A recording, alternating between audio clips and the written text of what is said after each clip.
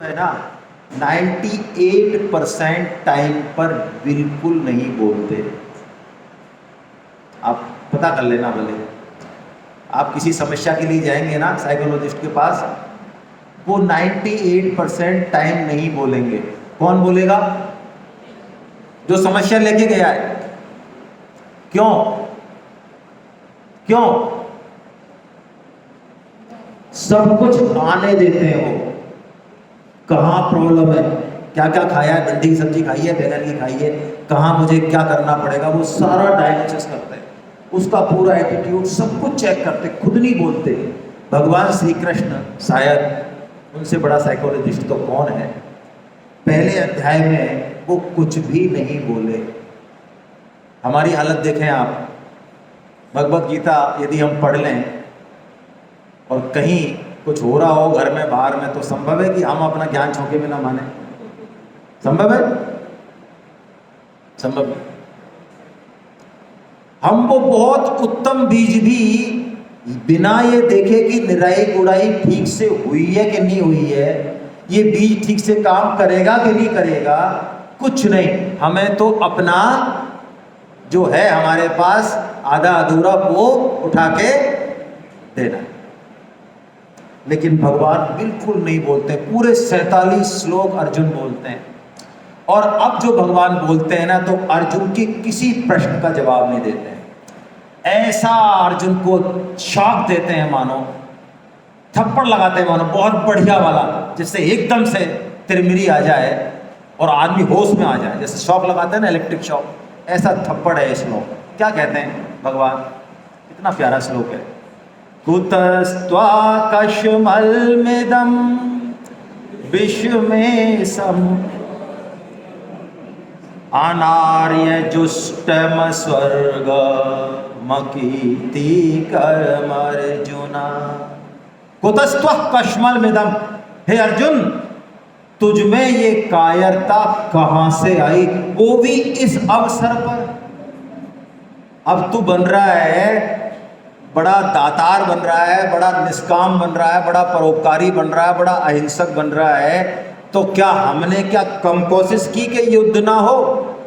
भगवान श्री कृष्ण ने क्या कम कोशिश की है? अरे 5 गांव मांग लिए उन्होंने मात्र चक्रवर्ती सम्राट के लिए।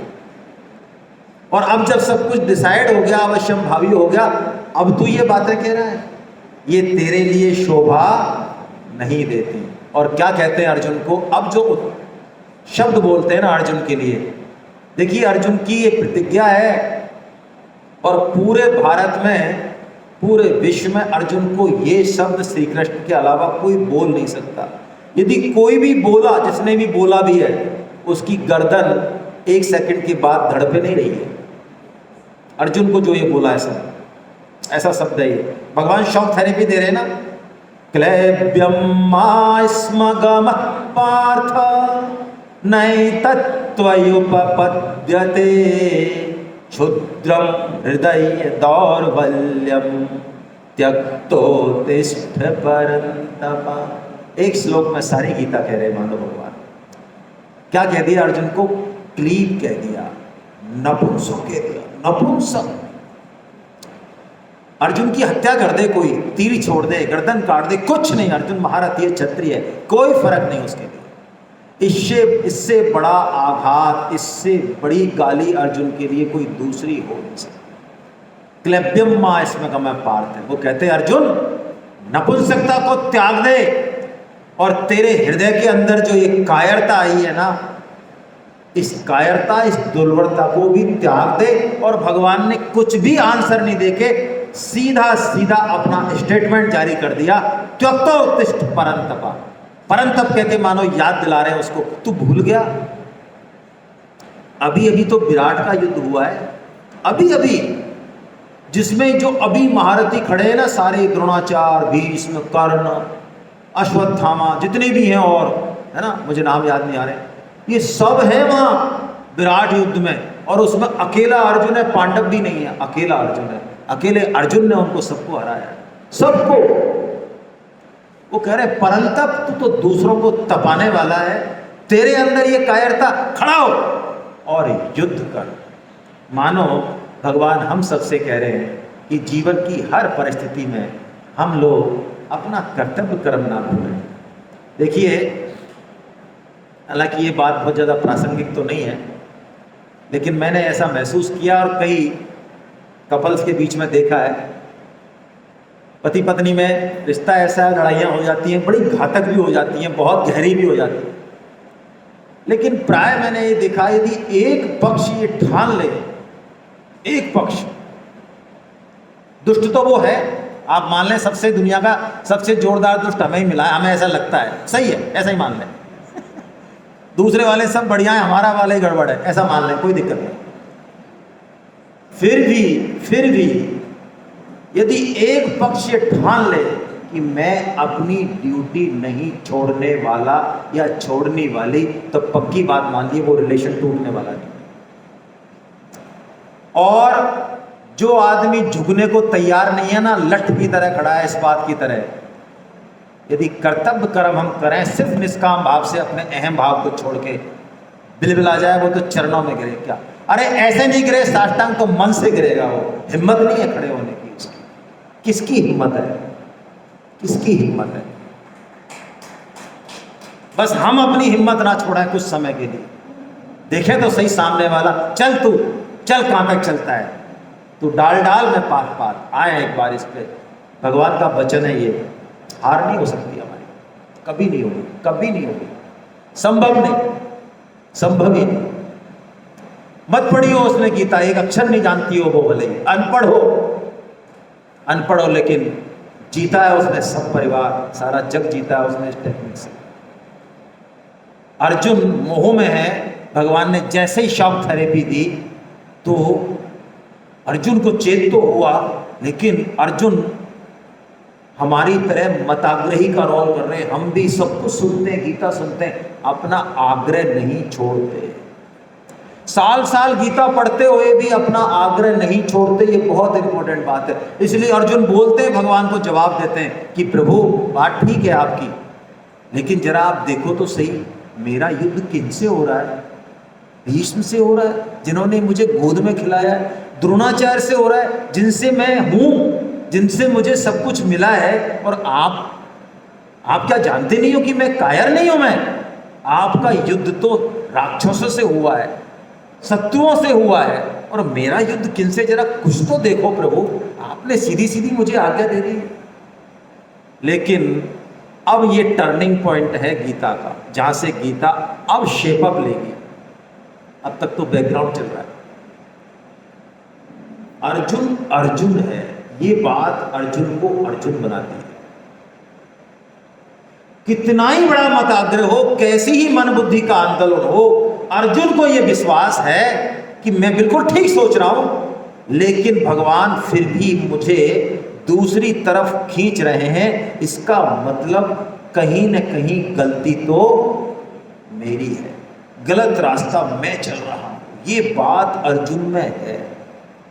हम में सब कुछ याद होते हुए, गीता रामायण महाभारत पढ़ते पढ़ाते हुए भी टांग तो हमको अपनी ही ऊंची रखनी है। भगवान की वाणी से भी ऊपर अपनी टांग रखने की हमारी आदत प्राय प्राय प्राय होती है। हाँ, वो तो कहा है, श्री कृष्ण ने कहा है, हाँ राम ने भी कहा है, लेकिन मेरे मत से, मेरे विचार से, मेरे आइडिया से बात तो यही ठीक है। वाह वाह, तेरा मत, तेरा विचार, वाह। लेकिन अर्जुन अब डेविएट हो गए।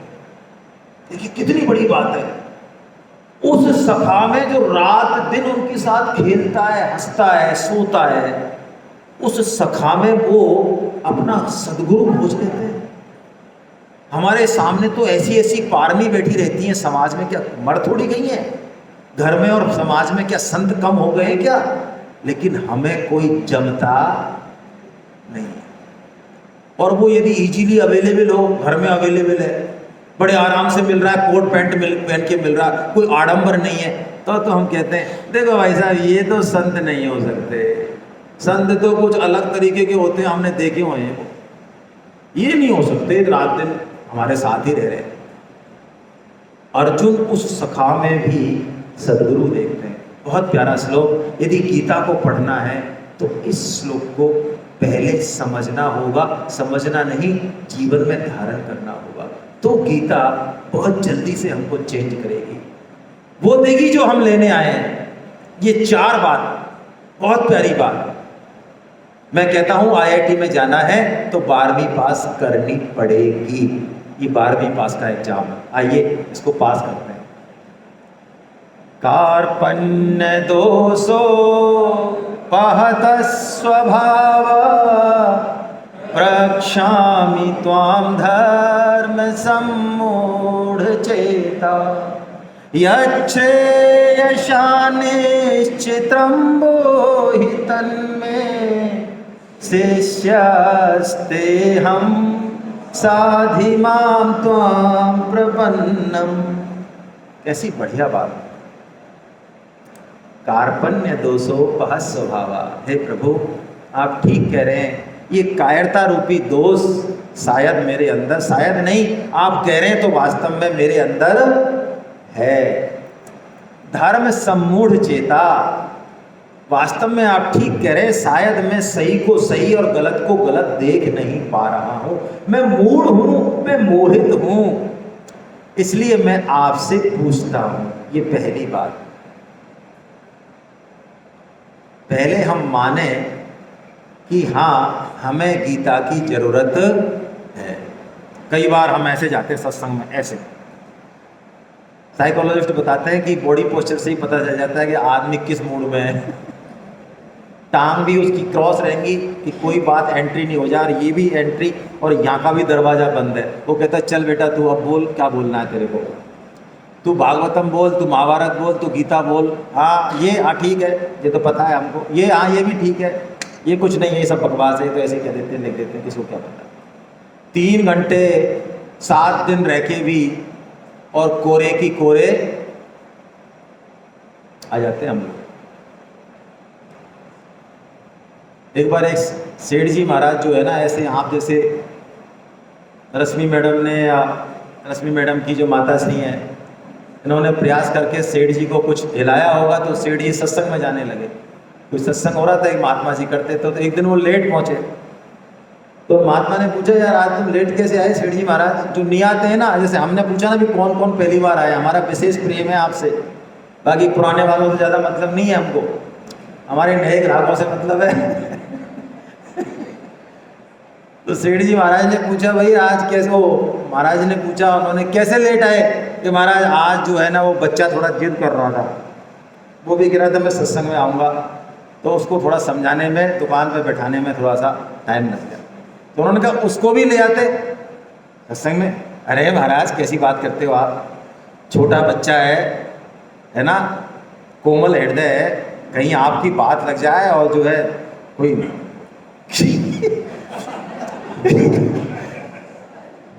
दिक्कत हो जाए, अरे चलने चोर चाड़ के बैठा। तो महाराज जी ने कहा कि भैया तो तुम भी तो आ रहे हो यार पिछले 4 दिन से। तो महाराज हमारी छोड़ो, हम छाती को कर्री करके आते हैं, बिल्कुल मजा आ रहा। आप कहते रहो जो आपको कहना है, यहाँ तो एकदम कर्रा काट है मामला। बोलो आप क्या बोलना है। हाँ भगवान श्री कृष्ण आने दो, भगवान श्री कृष्ण को आने दो, कोई समस्या नहीं, आने दो आने दो। पहली बात, हाँ मुझे जरूरत है, भगवत गीता की मुझे जरूरत है। मैं मोहित हूँ, शायद मैंने अपने जीवन का ठीक से उपयोग नहीं किया, मुझे तो लगता है मैंने बहुत ठीक किया, मैं तो बहुत प्रतिष्ठित हूँ, लेकिन हो सकता है 0/0 नंबर हो मेरे। जरा सुनूं तो सही क्या कह रहे हैं। हाँ एक्सेप्टेंस फर्स्ट, पहली चीज। दूसरी चीज, यच्छ्रेयस्यान् निश्चितम ब्रूहि तन्मे। अर्जुन कह रहे हैं प्रभु अब मुझे श्रेय की बात बताइए, यच्छ्रेय और निश्चित बताइए, इधर उधर की बात नहीं, फालतू बात नहीं, प्रेय की बात नहीं। श्रेय मतलब जिससे मानव मात्र का कल्याण हो जाए, जिस अंतिम टारगेट को प्राप्त करने हम आए मनुष्य जीवन में, जो वहां ले जाए वो श्रेय। और जो भौतिक संसार में उलझाए, शरीर संसार, मान बढ़ाई, सुख भोग में, वो प्रेय है, ठीक है, प्रेय भी ठीक है, इसको भी अचीव करें, लेकिन ये अंतिम टारगेट नहीं है हमारा, ध्यान रखें इसको। तो गीता एक ऐसा ग्रंथ है जो ये लाइन उसको विलक्षण बता देती है। हर ग्रंथ में आपको प्रेय मिलेगा, श्रेय मिलेगा, लेकिन गीता में किसकी चर्चा है? सिर्फ और सिर्फ, क्यों? क्योंकि अर्जुन पूछ ही वही रहा है, यच्छ्रेयस्यात् निश्चितम, और कहता है निश्चित, यानी भगवान ने जो गीता में जो कुछ कहा उसमें बिल्कुल संशय नहीं करें, वो बिल्कुल कल्याणकारी है। कहीं से भी पकड़ लें, गन्ने को कहीं से भी चूक लें, रसगुल्ले को नॉर्थ साउथ ईस्ट वेस्ट कहीं से भी खा लें, मीठा ही लगेगा। भगवत गीता को कहीं से भी उठा लें आप, उसकी कोई भी बात मान लें, वो श्रेय ही करेगी। 2 बार, तीसरी बार, शिष्यस्ते हम, मैं आपका शिष्य। देखिए, अहम आसानी से जाता नहीं। यदि घर में या ऑफिस में कोई बहुत बढ़िया लॉजिकल बात कह रहा हो, लेकिन वो पद में हमसे छोटा हो, उम्र में छोटा हो, तो ज़्यादातर लोगों को गटकने में बहुत दिक्कत आती है, गटकी नहीं जाती वो बात। चित्रम बटतरोर्मूले युवास्तु वृद्धा शिष्या गुरोर्युवा गुरोस्तु मौनम माख्यानम छिन्न हृदय संशया। हमारे यहाँ गुरुकुल की पद्धति के बारे में शास्त्र कह रहा है कि बट के पेड़ के नीचे एक युवा बैठा हुआ है। हाँ, बैठा हुआ है। क्या हुआ? तो वो आयु वृद्ध नहीं हुआ तो क्या ज्ञान वृद्ध हुआ? ब्रह्मज्ञानी है। और सामने वृद्ध बैठे हो, हाँ बैठे हुए, क्या दिक्कत है? क्योंकि ज्ञान की पिपाशा है। तो कैसे दिया जा रहा है ज्ञान? वो कह रहे हैं गुरु मौन से आख्यान कर रहा है। किससे कर रहा है? यानी बोल नहीं रहा है, मौन है। और मौन रहने से ही शिष्यों के हृदय के जो संशय हैं वो छिन्न हो रहे हैं। ऐसी हमारी गुरुकुल की पद्धति, आचरण से शिक्षा। तो अर्जुन भगवान श्री कृष्ण में गुरुत्व देख लेते हैं, ये कितनी बड़ी बात है, जबकि अभी वो सारथी हैं और उनके परम सखा हैं भगवान श्री कृष्ण। इतना प्रेम करते हैं अर्जुन से, मत पूछें आप। एक बार वरदान मांगते हैं इंद्र से, इंद्र पूछते हैं प्रभु वरदान मांगो आप, तो भगवान श्री कृष्ण इंद्र से वरदान मांगते एक ही कि इंद्र यदि तुम प्रसन्न हो तो ये वरदान दे दो, वासुदेव जग्रापि, कि मेरी अर्जुन से जो प्रीति है ये नित्य निरंतर बढ़ती रहे। वाह क्या बात है! भक्त हो तो ऐसा नहीं, भक्ति हो तो ऐसे, भगवान याद करें उसको। ये अर्जुन शिष्य थे। और अंतिम बात, साधिमाम तो उपदेश दीजिए, तो इसमें आ गया त्वाम प्रपन्नम माम त्वाम प्रपन्नम, मैं आपकी। देखिए ये बात सारी बातों की अंतिम बात है। यदि हम हृदय से भगवान की शरण हो जाए तो शरणागत की सारी जिम्मेदारी भगवान पे आ जाती है। छोटा शिशु, स्वामी जी कहते हैं, वो दवाई ले नहीं सकता, कैप्सूल ले नहीं सकता, गोली ले नहीं सकता, इंजेक्शन उसको दे नहीं सकते, बीमारी तो है, क्या करें? माँ को दवाई दे देता है डॉक्टर, और वो दवाई दूध में से इफेक्ट दिखाती हुई और बच्चा पी लेता है और ठीक हो जाता है। बताओ कहाँ गया कर्म योग आपका? कर्म किया कोई बच्चे ने? ठीक हो गया? ठीक हो गया। ये शरणागत का मतलब ये नहीं है कि ऐसा भाई साहब हम तो हाथ पर हिलाएंगे नहीं, देखो अब है ना, अब हमारा जो है, हमारे जो टाट का भजन है, ये आप ही ले जाओ महाराज, गुरुजी महाराज हम तो दुकान कर रहे हैं, बाकी आप ही ऐसा करो, हमारी तरफ से जो कुछ करना है, यज्ञ तप माला जप आप ही करो, हम तो आपके शरणागत है प्रभु। ये फर्जी शरणागति नहीं। शरणागत तो कैसे होते हैं शरणागत? स्वामी जी हमें एक टेक्निक दे गए भाई, है ना, तो ज़्यादा दिमाग नहीं लगा के हम तो स्वामी जी के पीछे पीछे ही चलें। वो कहते हैं छोटा बच्चा माँ से पुकार करता है, बस कुछ नहीं जानता, वो पुकारता है तो माँ उसके पास आती है। तो हम भी भगवान से पुकार करें कि हम आपके शरणागत हो गए। मत हो भले अंदर से, बुद्धि से कहते रहे नहीं हुए हम तेरे, लेकिन एक बार झूठ मूठ कह दें कि हम तेरे हो गए। भगवान ज़्यादा इंटेलिजेंट नहीं है, वो झूठ भी मान लेते हैं, वो भोले भंडारी है। तो आइए लगाइए पुकार, हे नाथ, हे मेरे नाथ, मैं केवल आपका हूँ। हे नाथ, हे मेरे नाथ, आप कृपा करो, मैं आपको भूलूं नहीं। नारायण नारायण नारायण नारायण। तो बस स्वामी जी महाराज कहते हैं ये महामंत्र है, महामंत्र।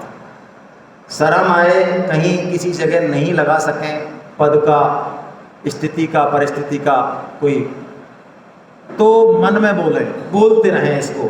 और अब अर्जुन की शरणागति हो गई। अब भगवान कह रहे हैं अपनी बात जो कहनी चाहिए। हरे कृष्णा। सुधीर जी कितना समय मुझे नहीं पता, जरा बताओ।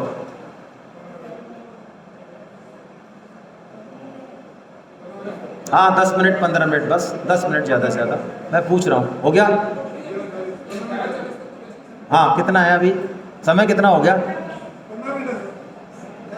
समय, कितना हो गया अभी? हाँ ठीक है, बस ओके ठीक है। चलिए अब देखिए गीता की शुरुआत, ये बड़ा अद्भुत है मामला। भैया क्या हो गया? मेरे में तो आ रहा है। गीता की शुरुआत बहुत टफ सब्जेक्ट से होती है, ब्रह्म विद्या से शुरुआत होती है। और ब्रह्म विद्या कोई आसान काम नहीं है, हम पढ़ लें भले ही, प्रवचन कर लें। देखिए शास्त्रों में कहा ये सिंगनी का दूध है। सिंगनी के दूध को दो ही पचा सकते हैं, या तो शावक पचाएगा, सिंह का शावक होगा वो पचाता है, या वो स्वर्ण पात्र पचाता है, कहते हैं ऐसा। यदि किसी और पात्र में रख दिया ना तो फाड़ देता है उस पात्र को, लोहे के पात्र को फाड़ देता है सिंगनी का दूध। ये ब्रह्म विद्या सिंगनी का दूध है। कैसे हम समझेंगे, कैसे जानेंगे? हम भगवत कृपा का आश्रय लेंगे। लेकिन भगवत गीता में आगे बढ़ने से पहले इस श्लोक को हमको समझना पड़ेगा, क्योंकि भगवान के उपदेश का, गीता उपदेश की ये प्रथम बात है, ये नींव है मानो। यदि इस उपदेश को हम नहीं समझे, इसको हमने नहीं माना, तो महल खड़ा नहीं होगा, होगा तो गिरेगा। आइए पहले श्लोक का वाचन करें और फिर इसको समझते हैं। ऐसो चानन विशोचस्त्वं, बोलिए जोर से, गतासून गतासूंश्च नानुशोचन्ति पंडिता। क्या उपदेश है? देखिए भगवान कोई ऐसे तो है नहीं हमारी तरह कोई चापलूसी करने वाले, स्वार्थ के बस हम लोग चापलूसी दुनिया में करते रहते हैं। भगवान तो जीव मात्र के कल्याण में रुचि रखने वाले हैं, इसलिए वो शौक थेरेपी अभी बंद नहीं हुई है भगवान की, यहाँ तक चली है। बिल्कुल हमारा चित्रण कर रहे हैं भगवान, मानो क्या कह रहे हैं? ऐसोचान नन सोचस्तम। अर्जुन, जिस बात के लिए शोक नहीं करना चाहिए उसके लिए तो शोक करता है, और तू बातें प्रज्ञावादांश्च भाससे, तू बातें किसी कर रहा है? पंडितों किसी बातें कर रहा है। वाह, किसका चित्रण हो रहा है? ये हमारा चित्रण हो रहा है। हम प्रज्ञावादांश्च भाससे, हम यही करते हैं किसी भी सब्जेक्ट पे, हमको पता हो चाहे मत हो। गीता मैं कह दूं मेरे मन में रुकता नहीं है। मैं कई बार गीता के लिए लोग बुलाते हैं तो वहाँ जो चीफ गेस्ट महोदय होते हैं और जो विशिष्ट अतिथि होते हैं, और कईयों में तो और भी कई तरह के अतिथि होते हैं, जितने बड़े लोग उतनी तरह के टीम टाम। तो मुझे बड़ा आश्चर्य होता है एक बात पर कि वो सब गीता के ऊपर खूब लंबा लंबा बोलते हैं और ये बता देते हैं कि हमारी मन और बुद्धि के अनुसार गीता में यही लिखा और यही सही है, और लास्ट में ये भी कहते हैं कि हालांकि हमने गीता को बिल्कुल भी, इसके लिए तो संतोष जी बताएंगे आपको। देखो आप क्या जोरदार चीज है। मतलब इतनी हिम्मत भी हमें नहीं है कि भाई हमने तो नहीं पढ़ी, हमें नहीं पता इसमें क्या है, इसलिए हम इस पर नहीं बोलना चाहते। हम भी यही करते हैं। भगवान कह रहे हैं अर्जुन तू समझ, गतासून असु यानी प्राण, जिनके प्राण चले गए और जिनके प्राण नहीं गए उनके लिए सोच, पंडित लोग सोच नहीं करते हैं। या मानो पंडित की परिभाषा दे दी भगवान ने। पंडित कौन? अच्छा देखिए, हम में से ऐसे किसके शरीर है, बच्चों के, हमारे रिश्तेदारों के, जो मरणशील नहीं है कोई? सब मरने वाले ही हैं, और मरने वाले नहीं, मर ही रहे हैं। परम श्रद्धेय स्वामी जी महाराज की भी कटु वाणी सुन ले। कटु नहीं है, हमारे लिए कटु लगती है। स्वामी जी बहुत स्पष्ट रूप से कहते हैं, हम जी नहीं रहे हैं, वास्तविकता ये है कि हम, वो कहते हैं वो अंतिम क्षण तो पता नहीं कब आएगा, लेकिन इस बात से कौन इनकार कर सकता है। स्वामी जी महाराज कहते हैं कि इस हॉल में जब हम 9 बजे एंटर हुए और अभी मेरे को समय पता चल गया 11:20, तो हमारी कितनी भी आयु हो, हमें छोड़े उस बात को, 1000 साल जिएंगे हम, बहुत अच्छी बात है, लेकिन उस आयु में से 2 घंटे 20 मिनट कम हुए कि नहीं हुए, इसमें कोई डाउट किसी को? तो जो मरणशील है, यदि वो मर जाए तो उसके लिए शोक करना बनता है क्या?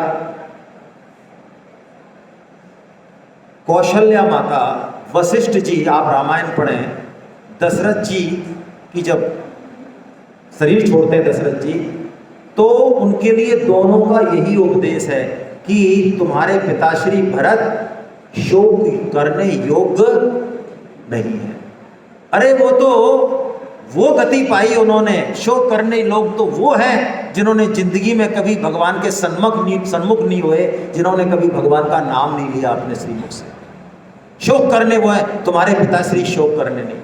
वो तो गए भी जो कैसे गए, राम राम कही राम कही, और राम राम कही राम, अंतिम शब्द भी उनके मुख से भगवान से निकला। और कौशल्या जी कहती हैं कि जीना और मरना तो दशरथ जी ने जाना है। हम तो कहते हैं कि हम राम की माता हैं, हम राम से प्रेम करते हैं। काहे क्या प्रेम करते हैं? प्रेम का प्रण दशरथ जी ने निभाया कि जिए जब तक राम की छत्र छाया में, राम के प्रेम में, राम के संबंध में जिए। और जब सुमंत ने कह दिया, सुमंत ने अब नहीं आएंगे राम, नहीं रहे, तो हम इसका उपयोग करें शरीर का, दूसरों को भी प्रेरणा दें, ये तो बात ठीक है, ये तो करें, लेकिन ये शरीर क्षरण होगा ही, इसमें कोई संशय नहीं है। हमारे परम श्रद्धेय तायल साहब के श्रीमुख से मैंने एक उदाहरण सुना कि यदि आपको कोई बर्फी खाने को दे, आज सुबह नाश्ते में क्या था, कोई मीठा था क्या था? जलेबी थी।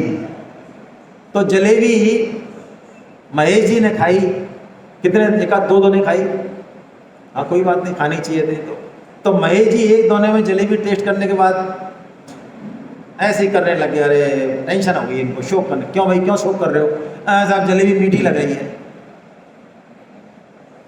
अरे भाई जलेबी तो मीठी लगेगी, इसमें शोक करने की बात क्या है? तो ये शरीर तो जाने वाला ही है। अब इस ब्रह्म विद्या को पचाने के लिए भगवान एक मंत्र दे रहे हैं। ये ऐसे नहीं पचेगा, सुन लिया और समझ लिया ना। इस मंत्र को जीवन में अभी से नहीं, आज से ही, अभी से उतारे। क्या मंत्र है? मात्रा स्पर्शास्तु कौन्ते शीतोष्ण सुख दुःखदा आगमापायनो नित्या तांस्तितिक्षस्व भारत। आपको यदि नहीं दिख रहा है पीछे वालों को, तो किताब खोल लें, कोई संशय नहीं है ना, किताब खोल के पढ़ें अच्छे से। हाँ देखिए कितनी बढ़िया बात कह रहे हैं भगवान, इसको पकड़ लें हम। मंत्र है ये। भगवान कह रहे हैं जीवन में सुख और दुख आने और जाने वाले हैं। वाह, यदि ये बात हम धारण कर लें और हमारी दृष्टि सुख से और दुख से परे चले जाए, सुख दुख में ही पूरी तरह नहीं रम के उस तत्व पे चली जाए, तो बात बहुत जुदा हो जाएगी। फिर सुख दुख आएंगे भी, नाटक भी वही करना है पूरा। किसी की तीये की बैठक में जाए तो वहां दांत फाड़ के नहीं जाना है, लोग पिटाई भी कर सकते हैं। भगवान श्री राम भी जो है जब सीता माता का हरण हो जाता है तो रोते कि नहीं रोते? अरे बहुत जोर से रोते हैं। लेकिन ये जो शुद्ध भक्त हैं, ये जो महात्मा हैं, जैसे कोई नाटक में रोल करता है, ऐसे ये जीवन को पूरी तरह से जीते हैं और जीवन के सुख दुख इनको टच भी नहीं करते। हमको टच करते हैं तो हम भगवान के इस मंत्र को थोड़ा ध्यान करें। भगवान कह रहे हैं मात्रा स्पर्शा, मात्रा स्पर्शा यानी हमारी इंद्रियों का जो संयोग होता है पदार्थों से, अभी जलेबी से हुआ, बिस्तर से हुआ, स्किन का कुछ और मिला, हमको सुगंध मिली, सुनने को कुछ मिला, तो ये जो इंद्रियों का संयोग होता है पदार्थों से, इसमें सुख और दुख है ही, अनुकूलता प्रतिकूलता है ही, लेकिन ये टिकने वाली, ये निकल जाएगी। पुराने बुजुर्ग, कई बुजुर्गों से के पास जाओ, महाराज बहुत परेशान है, बहुत टेंशन है घर में, पैसे नहीं है, ये नहीं है, वो नहीं है, वो कहते हैं निकल जाएगा ये भी, थोड़ा धीरज रखो। जैसे ही हमने इसको पकड़ा, इसको पकड़ने के लिए हम सुख में गुब्बारे की तरह उछले नहीं। सुख यदि आया है ना जीवन में, तो गीता के अनुसार किस लिए आया है? किस लिए आया है? सेवा के लिए आया है। हमारे पास जो कुछ भी भगवान ने दिया ना इस जीवन में, जो कुछ भी, धन दिया, पद दिया, विद्या दी, शरीर में सामर्थ्य दिया, कोई भी स्किल जो हमको दी जिसके कारण हम समाज में पुज रहे हैं या अपने आप को थोड़ा सा स्पेशल मान रहे हैं, वो स्किल, वो असेट हमें समाज की, घर वालों की, सबकी सेवा में लगाने के लिए वो हमेशा रहने वाली, लगा दी तो पार पड़ जाएगी, नहीं लगाई तो भी जाने वाली तो है। तो सुख में सेवा और दुख किस लिए? जो बात 3-3 गीता सेमिनार में समझ में नहीं आती है वो दुख में आ जाती है एक बार। लोग कहते हैं बादाम खाने से अकल नहीं आती है, धोखा खाने से अकल आती है। जिस ममता को हम छोड़ नहीं पा रहे हैं, बार बार कहने पे भी, सत्संग करने पे भी, पढ़ने पे भी, उस ममता को हमें कौन छुड़ा देता है? तो भाई हम शमशान में जाते हैं ना, और किसी अपने की मृत्यु हो, ऐसे ही नहीं बस जैसे ही जा रहे हैं, अच्छा मर गए क्या तो चाय पी लूँ क्या यार, पहले के पहले जाऊँ, अरे 12 बज जाएंगे, चाय तो पहले पीऊँ भाई, ये नहीं, ऐसी मृत्यु नहीं। ऐसी होगी लगे यहाँ पे धक्का, चाय वाय सब छूट जाए, हालत खराब हो जाए। उस मृत्यु में, शमशान घाट में, यदि हमसे कोई गीता श्लोकों का सार पूछे, हमसे बढ़िया शायद कोई नहीं सुना सके। चाहे हमने गीता का अक्षर नहीं पढ़ा हो, सब देख लिया यार दुनिया में, पूरी गीता हमारे समझ में आ जाती है। दुख हमको वो शेप में डालता है जिससे कि हम उस तत्व को ग्रहण कर सकें। भगवान की विशेष कृपा बताई संतों ने, स्वामी जी ने दुख को, सुख को कृपा बताया, दुख को विशेष कृपा बताया। हम मांगे नहीं दुख, इतने बड़े तो हम नहीं हैं, लेकिन दुख जीवन में आए तो उसका सदुपयोग करें। अब भगवान हमारे स्वरूप के बारे में बता रहे हैं कि हम वास्तव में हैं कौन। इसको थोड़ा ठीक से समझेंगे, बस यही इसमें क्रक्स है। देखिए, हम शरीर नहीं हैं। क्यों नहीं है? अभी तो हमें लग रहा है हम शरीर ही हैं ना। मैं क्या कह रहा हूं, ये चश्मा मेरा है, तो चश्मा अलग है और मैं अलग हूं, ये बात सही है या चश्मा और मैं एक ही हैं? सही है ना? ये शरीर मेरा है ऐसा कहते हैं ना हम, तो इसका मतलब कोई है जो इस शरीर को मेरा मान रहा है, कह रहा है। ठीक है? स्वामी जी महाराज बहुत अच्छा उदाहरण देते हैं। आजकल तो फोटो अवेलेबल है, बचपन में हम इतने से थे, फोटो भी हैं, कई सारी वीडियोज भी हैं, अब ऐसे हो गए, ऐसे हो गए, अब ऐसे हो गए, चेंजेज हो रहे। लेकिन उन सब चेंजेस को हम जान रहे हैं। हम कहते हैं अरे देख देख, चल ये मैं हूं क्या? अरे ये मैं हूं, हाँ तो ये 2 साल का था, अच्छा। तो इसका मतलब इतने चेंजेस के बाद भी कोई चीज है जो बदल नहीं, जो उन सब परिवर्तनों को जान रही है, जो कभी नहीं बदलता, हमेशा चेतन रहता है। हमारी मन बुद्धि इंद्रियों को भी जो जानने वाला है, वो सब सो जाएं तब भी जो जगा रहता है, वो है हम। नाम चाहे कुछ दे दें उसको या कुछ मत दें, कोई फर्क नहीं पड़ता। परम श्रद्धेय स्वामी जी महाराज बहुत सरल शब्दों में समझाते थे। बहुत जटिल है ये ब्रह्म विद्या। वेदांत पढ़ें तो हम छक्के छूट जाएं हमारे, हम पढ़ नहीं सकते 2 घंटे से ज़्यादा वेदांत की किताबें, चाहे भले कुछ भी पढ़ रखा हो हमने, ऐसा है वेदांत। जरूरत नहीं है हमें वेदांत पढ़ने की। परम श्रद्धेय स्वामी जी महाराज कहते हैं कि जब हम सोते हैं और कभी हमको गहरी नींद आ जाए, मान लो भगवान की कृपा से बढ़िया गहरी नींद आ जाए, तो सुबह गहरी नींद में हमें मन बुद्धि इंद्रियां सब सो जाती हैं हमारी, बिल्कुल कुछ नहीं उनको होश रहता, सुषुप्ति में चली जाती हैं वो। लेकिन सुबह जब हम जगते हैं तो क्या कहते हैं, आज तो मैं बहुत गहरी नींद सोया। तो तू तो सो गया, ये पता किसको कि तू गहरी नींद सोया? इसका मतलब कोई था जो गहरी नींद में भी जाग रहा था, जो कभी नहीं सोता, वही है हम। बस ये देख लें, इस बात को समझें। उसका नाम वाम के चक्कर मत पड़े, आत्मा है क्या देही, कुछ नहीं। भगवान ने अभी देही की बात कही तो भगवान उसका नाम देही दे देते हैं। बिल्कुल LKG से स्टार्ट कर रहे हैं भगवान। ये शरीर तो शरीर ही कह देते हैं इसको, है ना। और भगवान, ये श्लोक आपको पसंद ही होगा, सबको याद भी होगा।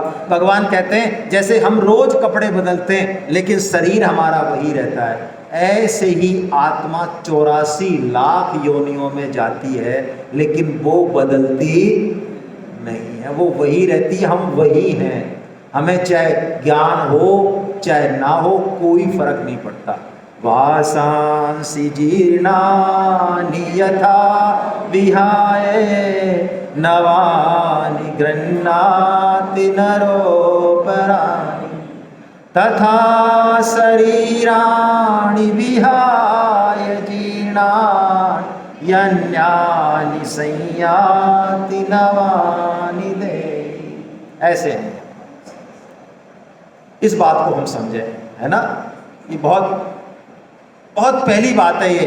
सत्संग में गीता से फायदा उठाने के लिए पहली बात ये है, अनुभव हो चाहे मत हो, जाने चाहे ना जाने, ये मान ले आज पक्का कि हम शरीर नहीं। ऐसे यानी कितने शरीर हमने पहने और छोड़ दिए। इस शरीर में जितने सुख ले रहे हैं, यानी कितने शरीरों में हम ले चुके हैं, इस बात को हम समझें। और अब भगवान लास्ट में अर्जुन को युद्ध करने की टेक्निक दे रहे हैं। अर्जुन ने कहा ना, मैं युद्ध करूंगा तो मुझे पाप लगेगा, मैं पापी नहीं बनना चाहता। तो भगवान कहते हैं तुझे युद्ध करने से पाप नहीं लगेगा, मैं तेरे को एक टेक्निक बताता हूँ, युक्ति बताता हूँ। और भगवान कहते हैं पाप कभी भी क्रिया से नहीं लगता। सुने आप, पाप में क्रिया हेतु नहीं है, हम क्रिया को हेतु मानते नहीं। क्रिया जिस उद्देश्य के लिए की जा रही है, जिस भाव से की जा रही है, वो पाप लगने या न लगने में हेतु है। अच्छा, हम घुटने का ऑपरेशन कराएं या सपोज कोई हमारा पैर में सड़न हो जाए और हमारा पैर काटना पड़े, तो हम भर्ती हो जाएं फोर्टिस में और हमारा पैर बढ़िया तरीके से डॉक्टर काट दे और वो आए राउंड पे, तो हम उसको बढ़िया से एक गुलाब का फूल भेंट करते हैं। क्या किया उसने? और 5 लाख का चेक भी देते बगल से बेटे जी निकाल के। किया क्या है उसने? काटा है, पैर काटा है, फिर भी फूल दे रहे हैं उसको। भगवान कह रहे हैं सुख दुखे समे कृत्वा लाभालाभो जया जयो ततो युद्धाय युज्यस्व नैवं पापमवाप्स्यसि। भगवान कहते हैं तेरे को मैं मंत्र देता हूं, तेरा कुछ भी काम है। अरे शास्त्र ने तो व्याध जो होता है, धर्म व्याध की कहानी आपने सुनी है ना। धर्म व्याध क्या करता है? मरे हुए पशुओं का मांस बेचता है, धर्म व्याध। ओह, उसको भी परम पद प्राप्ति का अधिकार है पूरा, वो कोई पाप नहीं मानता शास्त्र उसमें। भगवान कह रहे हैं जय पराजय लाभ हानि सुख दुख को समान करके फिर तू युद्ध में लग जा। युद्ध का मतलब अपने कर्तव्य कर्म से लगाएं हम, यानी हम जो भी ड्यूटी करें इसलिए करें कि ये हमारी ड्यूटी है, हमें करना है। यदि बच्चों का हमने पालन पोषण किया तो किया, वो एक क्रिया ही अपने आप में आनंददायक है, वो हमारी ड्यूटी है। कर्तव्य करने के बाद शांति मिलती है, संतुष्टि होती है, लेकिन उसको हमने डायरी में लिखा और 30 साल बाद वो डायरी निकाली यहाँ से और बताई उसको, अरे तेरे लिए हमने ये किया, देख 1 से 100 तक पढ़। तो फिर हमने सारा जो किया धरा है वो सब कचरा कर दिया। भगवान कह रहे हैं तू हर कर्तव्य कर्म को इस भावना से कर तो तुझे युद्ध में पाप भी, युद्ध जैसे घोर कर्म में भी पाप नहीं। हम लोग दिन भर जो काम करते हैं, आप विश्वास कीजिए हम 3रे अध्याय में लेंगे, सब में पाप यानी हिंसा तो होती है, हिंसा होती है, हत्या होती है, हत्या होती ही है। अभी हम चल रहे हैं ना, इसमें हत्या हो रही है। हम खाना बना रहे हैं, खा रहे हैं, इसमें हत्या हो रही है। हत्या अवश्यम भावी है, एक नहीं करोड़ों जीवों की।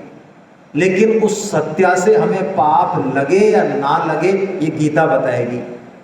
कैसे तो लग जाएगा और कैसे ना लगे, क्या करें तो ना लगे और क्या करें तो लगेगा, ये गीता बताएगी। तो भगवान ने यहाँ पे एक टेक्निक दे दी कि बस सुख दुखे समय कृत्वा लाभा लाभो जया जय। धर्मव्याध की कहानी में सुना देता हूँ, आपको समझ में आएगी। एक ऋषि होते हैं, वो तपस्या कर रहे होते हैं, तो बहुत तपस्या कर लेते हैं वो। अचानक क्या होता है, एक बगुली उनके ऊपर जो है बीट कर देती है। तो जैसे ही वो देखते हैं तो वो बगुली भस्म हो जाती है उनके देखने मात्र से। तो उनको लगता है वाह, ये हुई ना बात, इसे कहते हैं देखो तपस्या। आखिर हमने ऐसी थोड़ी बाल सफेद किए हैं भाई, अपन लोग कहते हैं ना भाई ऐसे थोड़ी हमने बाल सफेद किए। तो तपस्या ये होती है। तो वो गए एक नगर में और भिक्षाम देही, किसी घर पे का, वो स्त्री अपने पति की सेवा कर रही थी, अपना कर्तव्य पालन कर रही थी। थोड़ी देर नहीं आई वो, फिर उसने कहा भगवती भिक्षाम देही, गुस्से से कहा। तो स्त्री ने कहा महाराज प्लीज वेट, मैं ये सेवा करके फिर आपके पास अवश्य ही आती हूँ। तो उसने कहा तुम हमको जानती नहीं हो कि हम कौन है। हाँ, ये गीता बताएगी हम कौन है। तो उस स्त्री ने कहा कि आप मुझे बगुली मत समझ लेना।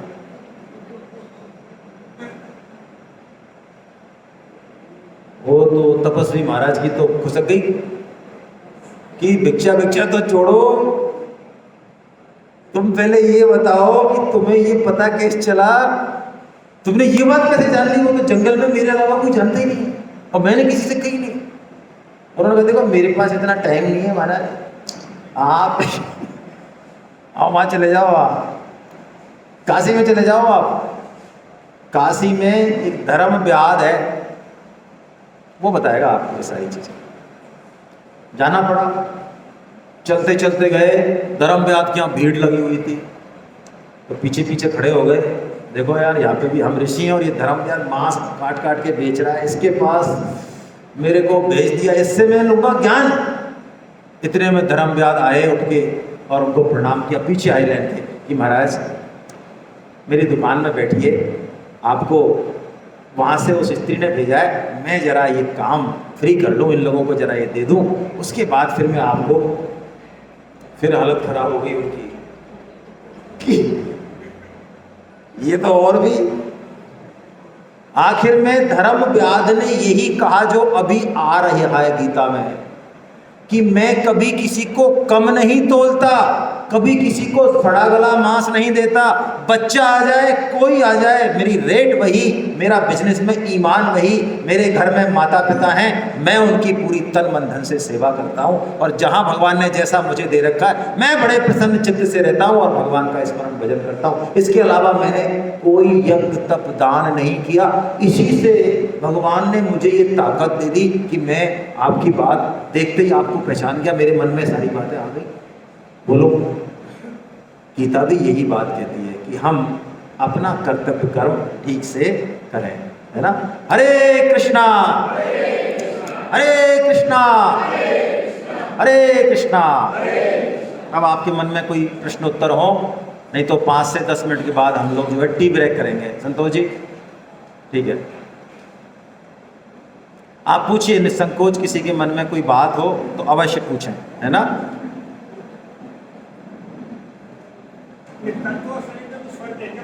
किसमें? तत्व और शरीरी, शरीरी या शरीर? तत्व और बॉडी में तो बहुत फर्क है। तत्व तो हम प्राय देखिए, तत्व में पंच महाभूत को भी तत्व कह देते हैं और परमात्मा को भी तत्व कह देते हैं, है ना। भाई प्लीज बातें नहीं करें आप लोग, है ना। आप लोगों को जाना है, आपके शरीर की कोई आवश्यकता है तो बिल्कुल जाएं, लेकिन प्लीज बात नहीं करें। क्वेश्चन आंसर सेशन होने दें। हाँ माइक दे दे भाई, माइक।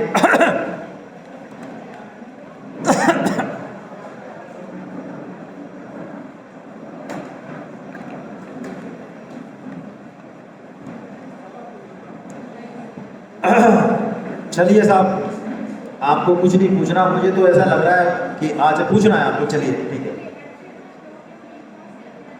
दूसरे अध्याय का 38वां ये हमने सांख्य योग चालू किया था ना दूसरे अध्याय में, वो है ये। चलिए